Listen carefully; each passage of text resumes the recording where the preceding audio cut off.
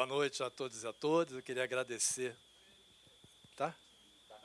Eu queria agradecer o convite, o Conselho Federal de Medicina Veterinária, e queria falar um pouco, por favor.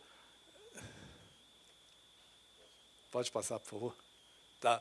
O papel do Conselho Federal de Medicina Veterinária, que foi criado em 68 pela Lei 5.517 para fiscalizar o exercício profissional dos médicos veterinários e zootecnistas. Atua junto aos governos federais, estaduais e municipais para proteger e ampliar as fronteiras de trabalho, garantindo à sociedade seja atendida por profissionais com responsabilidade e excelência. Então, aqui, sede em Brasília, para oferecer à sociedade os animais o melhor da profissão. Por favor, pode passar. Bom, então a Lei 5.517, que dispõe da profissão do médico veterinário e cria os conselhos regionais. Então, o médico veterinário atua pela saúde e bem-estar dos animais, dos seres humanos e pela sustentabilidade do meio ambiente. Foi o que você estava comentando, que a gente chama de saúde única, que partiu da Organização Mundial de Saúde Animal. Tá? E, dentro das áreas de atuação do médico veterinário, nós temos mais de 80 áreas. Por favor. Então, do exercício profissional, eu coloquei aqui só os 3 primeiros artigos pontos do artigo 5º, que é de competência privativa do médico veterinário, o exercício das seguintes atividades e funções. São 12 itens, eu botei a prática da clínica em todas as suas modalidades. Por quê? O que está ocorrendo é que os animais no ensino, a maioria de casos que a gente tem vendo, não tem o dedo do veterinário. Então, as aulas são dadas, a gente não sabe a rigidez do animal, isso já provoca um risco biológico muito grande na hora de abrir um animal desse. Então, a gente não conhece, desconhece, porque a prática da clínica só o veterinário pode fazer, mas nenhum profissional. Então, a direção dos hospitais, idem, tem que ser do médico veterinário. Os biotérios não têm controle. O CONSEA, eu sou representante do Conselho Federal no CONSEA, e o CONSEA não tem, a gente tem 1.000 e poucos biotérios registrados. No Brasil inteiro, a gente sabe que isso tem mais de 5, 6 mil biotérios. E nem todos os biotérios têm responsabilidade técnica. A responsabilidade técnica ela vem de 1991 e até hoje não se cumpre. E outra coisa, cada responsabilidade técnica, tem veterinários que é responsável técnico por uma infinidade de biotérios dentro de uma universidade. E isso não pode acontecer. Então, a grande preocupação do Conselho hoje é em cima também da responsabilidade técnica do veterinário nas universidades, nas instituições de pesquisa. Inclusive, a gente está querendo agora, a gente está montando já está pronto 3 cursos, 2 cursos de medicina legal, que vai ser à distância, gratuitamente para todos os veterinários, um curso de RT de instalação animal, que é um outro problema que a gente tem, que o Conselho mudou. O termo biotério agora qualquer instalação animal, porque se fazia aula prática numa instalação, num curral, aí vai ser, mas curral não é biotério. Então, todo animal de pesquisa ou de ensino dentro de uma instalação é um biotério. Então, isso teve que ser mudado nas resoluções normativas do Conselho. Só que o Conselho muda muitas resoluções, e está sempre sendo mudado, tem que acompanhar mês a mês, toda hora acontece. Ontem foi publicado no Diário Oficial a 33ª resolução normativa do Conselho. Então, que é sobre a estrutura física de roedores e lagomorfos. Tá? E assistência sanitária aos animais sob qualquer forma. Então, garantir, porque não adianta também fazer pesquisa com o animal se ele não está com a sanidade dele comprometida, porque não vai ter resultado. Então, é jogar 2 vezes, além de utilizar o animal, a pesquisa não tem nenhum valor. Pode passar, por favor. Tá? Então, dentro das diretrizes curriculares nacionais, no curso de graduação de médico veterinário, então tem a formação generalista, humanista, crítica e reflexiva, apto a compreender e traduzir as necessidades de indivíduos, grupos sociais e comunidades, com relação às atividades inerentes ao exercício profissional, no âmbito dos seus campos específicos de atuação em saúde animal e clínica veterinária. O que quer dizer isso? É que a demanda da sociedade, que tem que ser cumprida, tá? E, ao mesmo tempo, a preocupação com o bem-estar dos animais. Então, a gente vê que o Conselho está trabalhando em cima de bem-estar animal, que talvez seja a palavra que mais acontece na Lei 11.700. Se pegar a Lei 11.794, que é a Lei Arouca, que o Arouca tivesse vivo ia estar muito chateado de chamar essa lei de Arouca, tá? Porque ela mudou tanto, de 1995, ela não foi aceita. Aí o Executivo fez um outro projeto-lei, em 1997, que também, pela similaridade, eles foram pensados, e depois veio da Yara Bernardes, aqui de São Paulo, em 2003, que era a escusa de consciência. Então, foi tudo apensado e saiu a lei Arouca em 2008. Né? Então, o Conselho Nacional de Educação, eu tirei esse pedaço para lembrar sempre a demanda da sociedade e a preocupação com o bem-estar animal. Por favor. E o bem-estar animal, a Associação Mundial de Veterinária reconhece como papel do médico veterinário a promoção do bem-estar e adotou as 5 liberdades como meio de promoção. Tá? Manter os animais livres de fome e sede, desconforto físico e dor, livres de injúrias e doenças, livres de medo e estresse, e animais livres para manifestar os padrões comportamentais característicos da espécie. Então, isso é o bem-estar animal pela Associação Mundial de Veterinária, por favor.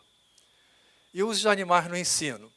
Então, aqui eu coloquei o uso prejudicial vezes o uso benéfico ou neutro de animais. Isso está na Internista, a gente pode ver isso tudo. E uma das coisas que a gente vê muito até hoje são as aulas demonstrativas.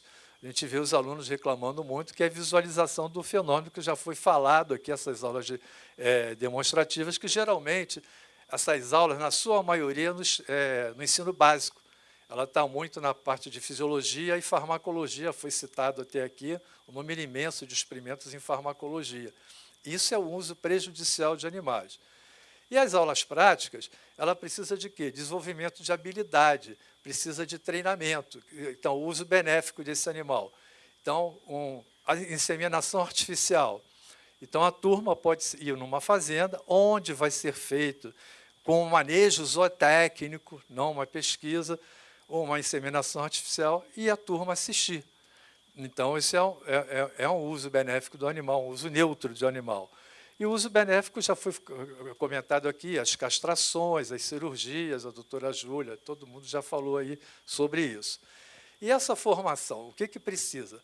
Uma formação de competências, por favor. Então, o que é competência? Eu tirei de Ribeiro e Lima.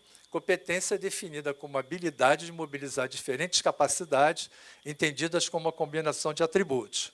Então, é o conhecimento, as habilidades e as atitudes.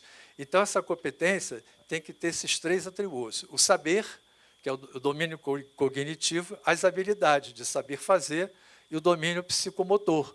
É o caso da cirurgia, do aluno assistir. Hoje, a gente tem os programas de iniciação científica, que o animal chega na prática da clínica, então o menino que está lá no PIBIC, que ele está lá assistindo, né, a clínica veterinária, o professor, ele começa a aprender ali.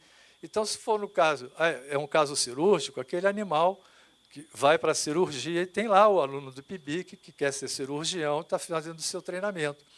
Então, é assim que a gente pensa dentro do Conselho no uso não prejudicial dos animais. Tá?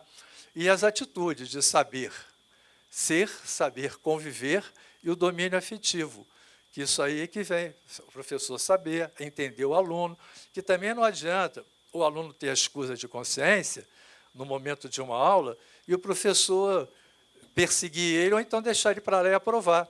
Ele tem que dar uma alternativa para esse aluno aprender. Né? E tem que ser, quem sabe, às vezes, até ele pode melhorar. Ele dá um trabalho para o aluno fazer e depois discute esse trabalho com esse aluno.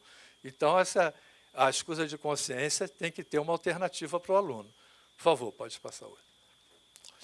E a definição de alternativas, a contextualização disso tudo, já foi dito aqui o tempo todo, né, dos modelos em sílico, as mídias digitais, modelos de manequins, 3D, laboratório in vitro, plastinação na anatomia, ósseo sintético na ortopedia, os vídeos, os filmes, eu estudo em campo. Eu sou pesquisador da Fundação Oswaldo Cruz, e lá eu pertenço também à Comissão de Ética de Uso de Animais. E lá a gente não reprova, a gente não aprova. Então, a gente tem bastante projetos não aprovados dentro da CEUA. E projetos, às vezes, até porque a gente estuda a relevância do projeto e não o procedimento. Para a gente estudar procedimento, não precisa. Tem os guidelines aí, tem o Canadá, tem home office na Inglaterra. Então, o procedimento é só copiar de qualquer guideline desse. O que importa é a relevância desse projeto. Nós tivemos um problema grande na comissão de ética, porque o vírus Zika, ele só existe um trabalho de vírus Zika em macaco rhesus, na década de 50, era a única referência que nós conseguimos sobre o vírus Zika.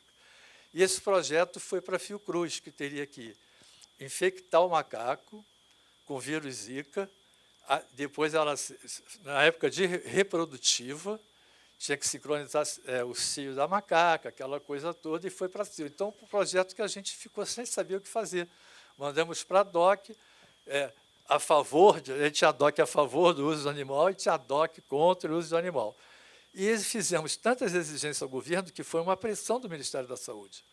E fizemos tantas exigências que o Ministério da Saúde não liberou, porque a gente pediu muito equipamento para poder fazer isso. Mas não fizemos isso para não aprovar o projeto, porque era um problema de saúde pública, né? Então, às vezes, nos problemas de saúde pública, a gente tem que ser um pouco utilitarista, não tem jeito, né?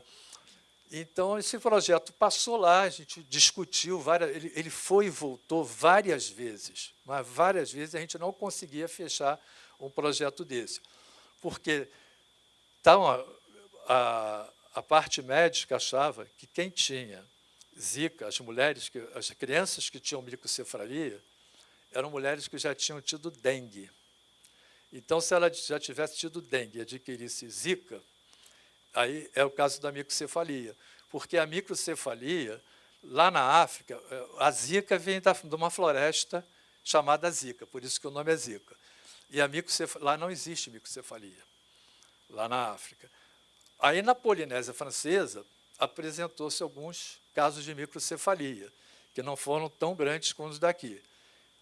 Aí foram fazer um estudo lá, só que o genoma do vírus é diferente da África, da Polinésia Francesa. O da Polinésia Francesa é mais próximo do nosso. Então, a gente está achando que tem tudo a ver com a Zika. E esse projeto, até hoje, a gente conseguiu, depois de muito custo, com várias exigências ao Ministério da Saúde, aprovar o projeto, só que o Ministério não conseguiu dar todos os meios para trabalhar com as macacas. E pediram 2 macacas para trabalhar e no N.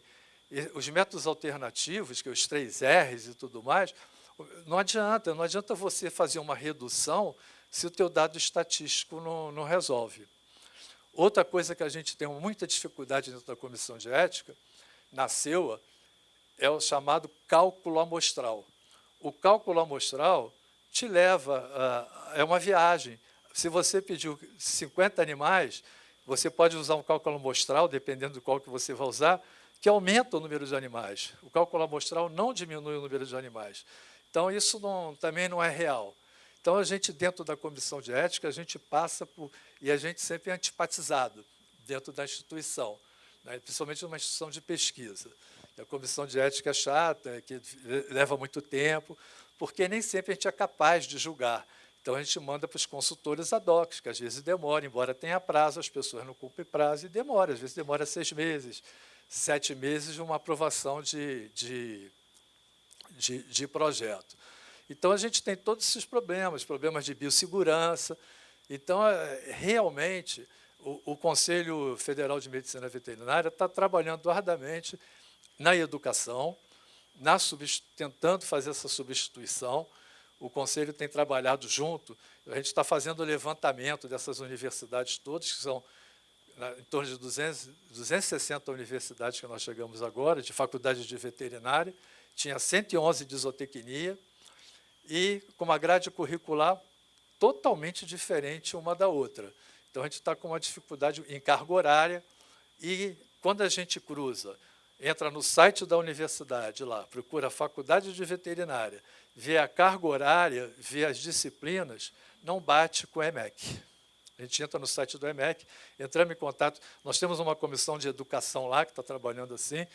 Como eu trabalho com especialidades emergentes, a gente pegou quatro especialidades para trabalhar em cima disso. Aquicultura, apicultura, medicina legal e animais de laboratório. Tá? E está ficando muito difícil, que o veterinário está saindo desse campo. Tá? Tem o engenheiro de pesca já competindo, na parte de animais de laboratório tem o biólogo, que já entrou na justiça, tem o biomédico, que é o pessoal que trabalha muito pesado com o animal. Então, eu dou muita aula lá nos cursos de pós-graduação, eu não tenho experiência com graduação, e a gente vê que lá dentro a gente tem menos veterinários do que biólogos e biomédicos, né? Tem médico, tem dentista, tem tudo lá dentro. Mas é muito difícil trabalhar, porque tem aluno que não abre mão, acha que tem que ver bicho. Eu tenho um curso sobre experimentação animal, que a gente trabalha em cima da biossegurança. O curso é de biossegurança, mas a gente trabalha mais em cima da ética do que da biossegurança, porque para arranjar espaço nesses cursos de pós-graduação é mais difícil. Hoje eu tenho uma disciplina de ética e bem-estar animal, eu coordeno uma disciplina, mas foi com muito custo que a gente conseguiu fazer isso. É muito difícil implantar isso numa instituição de pesquisa, né? Na universidade se torna mais fácil. Há um ano atrás, 42% das faculdades veterinárias já tinham bem-estar animal e ética. Animais de laboratório não chega a 1%. Então, cada um faz o que quer, fica muito difícil. Agora, a comissão de ética deu uma ajuda imensa na diminuição do número de animais. Então, a gente tem a comissão de ética para ajudar a gente tem a legislação, a gente tem as publicações e os financiamentos. Então, se você não tiver SEUA, você não pega dinheiro. Se você não tiver SEUA, você não publica. Mas é muito simples, às vezes o cara tem uma SEUA aprovada, ele pode botar aquela SEUA em qualquer trabalho de uma revista. Algumas revistas indexadas hoje, depois que recebe o número da SEUA e aprova o trabalho, eles pedem como foi feito esse trabalho. Aí eles correm em cima do veterinário lá para saber como é que foram os procedimentos. Lá na Fiocruz hoje já tem biotério que ninguém entra, só entra o veterinário técnico treinado para fazer manipulação de qualquer tipo de animal. Então, porque lá a gente tem que fazer o controle de qualidade. É outro problema que se tem no uso de animal, porque a gente tem que seguir, no caso de qualidade, a farmacopeia. Então, já diminuiu bastante. A Fiocruz hoje trabalha com 60% menos animal do que trabalhava 10 anos atrás, tá? E tem 3,5 vezes mais o número de usuários.